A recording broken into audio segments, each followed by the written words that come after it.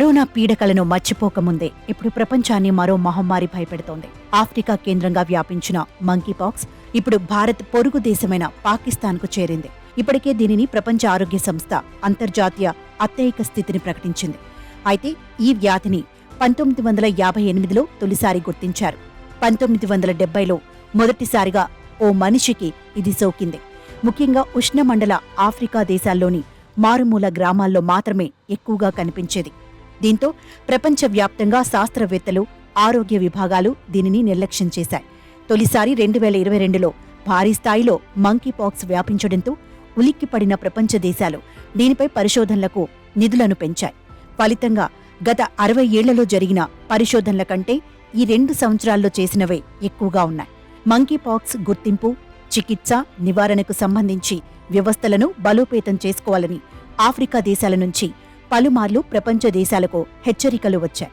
2022-23లో తొలిసారి ప్రపంచవ్యాప్తంగా పలు దేశాల్లో మంకీపాక్స్ కేసులు వెలుగుచూశాయి.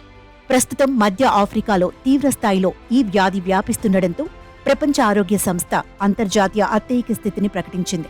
ప్రజా ఆరోగ్యానికి సంబంధించి ఇదే అతిపెద్ద హెచ్చరిక కావడంతో ప్రపంచ దేశాలు సమన్వయంతో పనిచేయాల్సిన సమయం ఆసన్నమైంది.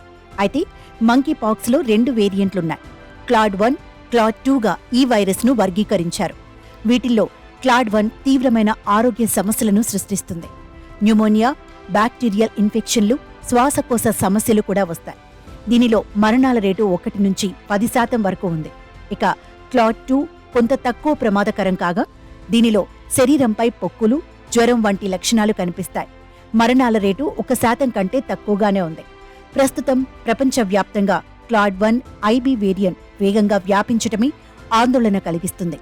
లైంగిక సంబంధాల కారణంగా ఈ వేరియంట్ వేగంగా వ్యాపిస్తుంది. గతంలో ఇది జంతువుల నుంచి మనుషుల్లోకి మాత్రమే వ్యాపించేవి. ప్రస్తుతం బురుండి, కెన్యా, రువాండా, ఉగాండా దేశాల్లో క్లాడ్ 1లోని వేరియంట్లు సోకిన 100 కేసులను గుర్తించారు.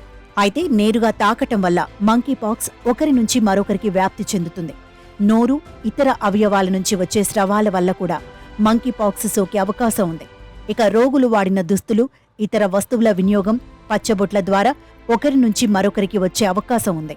ఈ వ్యాధి సోకిన జంతువులను కొరకడం, తాకడం వల్ల మనుషుల్లోకి వైరస్ ప్రవేశించవచ్చు. ఈ వైరస్ మనిషి శరీరం లోపలికి ప్రవేశించిన తర్వాత 1 నుంచి 21 రోజుల్లో ఎప్పుడైనా లక్షణాలు బయటపడవచ్చు. పొక్కులు, జ్వరం, గొంతు ఎండిపోవడం, తల, కండరాల నొప్పులు, వెన్ను నొప్పి, నిస్సత్తువ వంటి లక్షణాలు ఉంటాయి. ఇవి దాదాపు 2 నుంచి 4 వారాల పాటు కొనసాగవచ్చు. ఇది సదరు వ్యక్తి రోగ నిరోధక శక్తిపై ఆధారపడి ఉంటుంది.